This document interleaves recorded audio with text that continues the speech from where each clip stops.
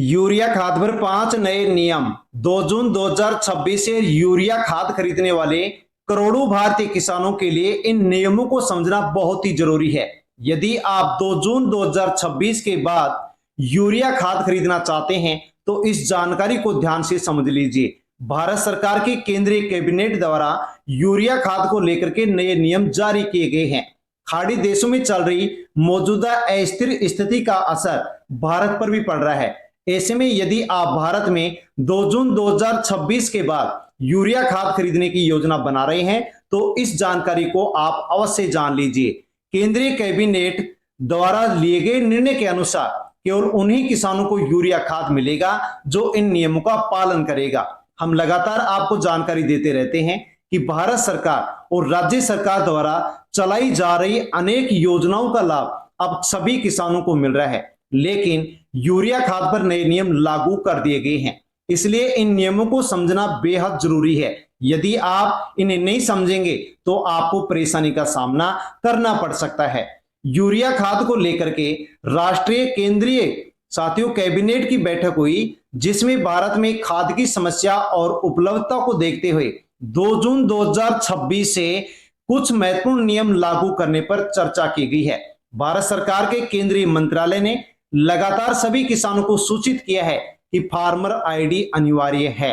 अब यदि आपके पास फार्मर आईडी नहीं है तो समझ लीजिए कि सरकारी योजनाओं का लाभ प्रभावित हो सकता है। जिन किसानों के पास फार्मर आईडी नहीं है उनके लिए खाद प्राप्त करना कठिन हो सकता है। यह भी संभव है कि उन्हें खाद न मिले। 2 जून 2026 से लागू होने वाली इस व्यवस्था को सबसे पहले कुछ राज्यों में लागू करने की चर्चा की जा रही है। यह केंद्रीय कैबिनेट के निर्णय का हिस्सा बताया जा रहा है। 45 किलो की एक बोरी या फिर कह लीजिए कि एक कट्टा यूरिया खाद के लिए आपको लगभग 267 रुपए का भुगतान करना पड़ता है। खैर, अलग अलग राज्यों में कीमत अलग अलग होती है। इसकी वास्तविक कीमत यदि लेकिन आप सुनेंगे तो आप चौंक जाएंगे। वास्तविक कीमत 45 किलो बोरी की वास्तविक कीमत होती है 2200 रुपए। यूरिया खाद की कमी और समस्या को देखते हुए केंद्रीय कैबिनेट ने बाजार में कीमत बढ़ने से रोकने के लिए अतिरिक्त 41,000 करोड़ की सब्सिडी को मंजूरी दी है ताकि किसानों पर बोझ न पड़े। अब किसान खरीफ की फसल की तैयारी कर रहा है, यूरिया खाद खरीदेगा, डीएपी खाद खरीदेगा। सरकार चाहती है कि किसान के ऊपर ज्यादा बोझ न पड़े, इसलिए यूरिया खाद और डीएपी खाद पर सब्सिडी देती है। अब हम यूरिया खाद पर लागू एक एक नियम को विस्तार से समझेंगे और जानेंगे। लेकिन दोस्तों, उससे पहले यदि आप प्रकाश सरिंदी यूट्यूब चैनल पर पहली बार आए हैं तो चैनल से जुड़ जाएं, सब्सक्राइब कर लें, बेल आइकन प्रेस कर ऑल पर क्लिक अवश्य कर लें। अन्य किसान भाइयों तक वीडियो को सोशल मीडिया के प्लेटफॉर्म टेलीग्राम, व्हाट्सएप, फेसबुक के माध्यम से सेंड अवश्य करें और इन 5 नए नियमों के बारे में अवश्य जानें। दोस्तों, जानते हैं पहला नियम, आधार कार्ड होगा अनिवार्य। अब यदि आप खाद खरीदने जाते हैं तो आपके पास आधार कार्ड होना बहुत जरूरी है, क्योंकि दोस्तों जैसे ही आप खाद खरीदने के लिए खाद केंद्र पर जाएंगे तो वहां पर आपका जो आधार कार्ड है उससे आपका सत्यापन किया जाएगा।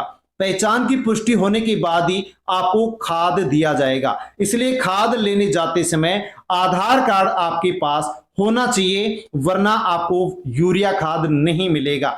दूसरा नियम, किसान आईडी होगी सबसे महत्वपूर्ण। कृषि मंत्रालय लगातार किसानों को फार्मर आईडी यानी कि किसान आईडी बनवाने के लिए कह रहा है। कहा जा रहा है कि यदि किसान के पास किसान आईडी नहीं है तो भविष्य में कई सुविधाओं में परेशानी हो सकती है। कई केंद्रीय योजना या फिर राज्य योजनाएं जो किसानों के लिए चलाई जा रही है उनके लाभ से आप वंचित हो सकते हैं।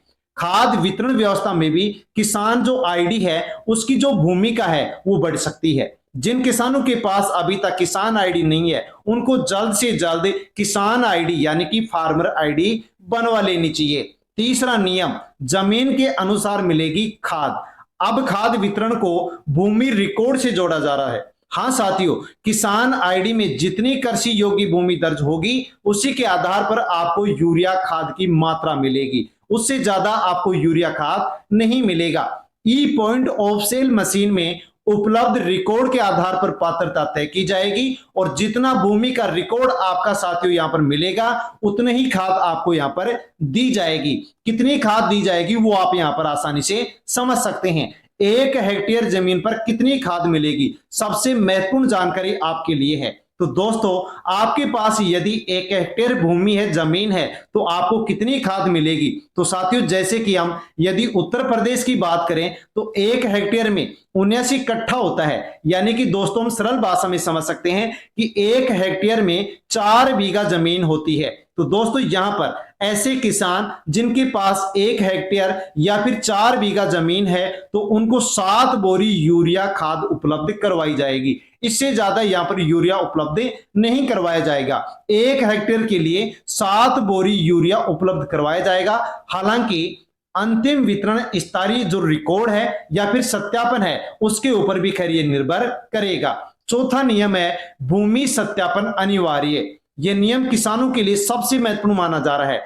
दोस्तों यदि आपकी भूमि का सत्यापन पूरा नहीं है तो आपके सामने परेशानी आ सकती है। उदाहरण समझ लीजिए कि आपके पास 10 बीघा जमीन है और किसान आईडी में केवल 5 बीघा जमीन चढ़ी हुई है, सत्यापन है, तो आपको केवल 5 बीघा के माध्यम से ही 5 बीघा के अनुसार ही आपको खाद दी जाएगी। जो रिकॉर्ड नहीं चढ़ा हुआ है उस 5 बीघा का आपको खाद यहां पर नहीं दिया जाएगा। यानी कि जो शेष भूमि बची हुई है उसका खाद आपको मिले या नहीं मिले तो साथियों वहां पर आपको दिक्कत आ सकती है। इसलिए आपके पास जितनी भी भूमि है उसका जो रिकॉर्ड है वो आप तुरंत अपडेट करवा लें ताकि आपको कोई भी परेशानी का सामना नहीं करना पड़े। 5वां नियम समझ लीजिए कि अंगूठा लगाकर ही आपको खाद मिलेगा। अब खाद वितरण की पूरी तरह जो साथियों यहां पर रिकॉर्ड है वो यहां पर साथियों टेक्निकल आधारित बना दिया गया है। कैसे बनाया गया है तो दोस्तों समझ सकते हैं कि आपके आधार कार्ड की जांच होगी, किसान आईडी का सत्यापन होगा, बायोमेट्रिक सत्यापन होगा, किसान का अंगूठा लगाया जाएगा और इसके बाद ई पॉइंट ऑफ सेल जो मशीन है उसमें एंट्री होगी और फिर किसान को खाद उपलब्ध करवाया जाएगा। ई टोकन व्यवस्था भी दोस्तों अब खाद के लिए लागू की जा सकती है।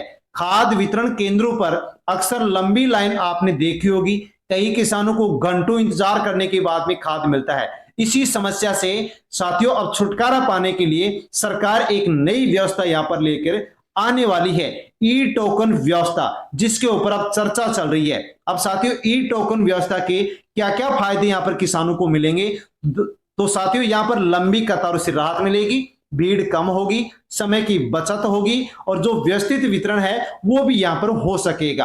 अब इससे साथियों जो भी ये नए नियम लागू किए जा रहे हैं इनसे किसानों को क्या क्या फायदा होने वाला है तो वास्तविक किसानों तक खाद पहुंचेगी, बिचौलियों की जो भूमिका है वो खत्म हो जाएगी, रिकॉर्ड आधारित पारदर्शिता बढ़ेगी और डिजिटल जो व्यवस्था है वो मजबूत हो सकेगी, किसानों के समय की बचत भी हो सकेगी।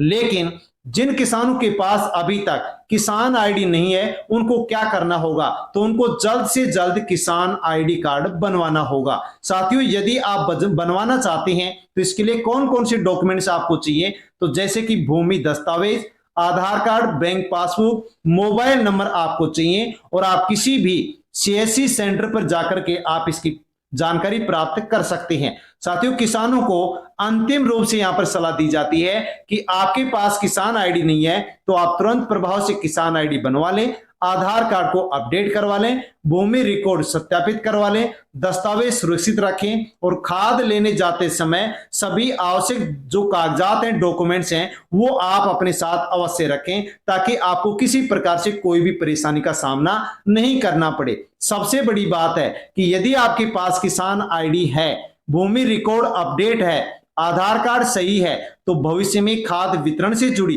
किसी भी प्रक्रिया में आपको कम परेशानी होगी, यानी कि किसी प्रकार से कोई परेशानी नहीं होगी। जागरूक किसान ही सरकारी सुविधाओं, सरकारी योजनाओं, सरकारी जो सब्सिडी है उनका लाभ ले पाता है। साथियों बड़ी अपडेट आपके लिए थी जिसके बारे में हमने जाना है। जानकारी अच्छी लगी हो तो वीडियो को लाइक करें, अन्य किसान भाइयों तक वीडियो को सेंड करें और प्रकाश रेंदी यूट्यूब चैनल पर पहली बार आए हैं तो चैनल से जुड़ जाएं, सब्सक्राइब कर लें। धन्यवाद।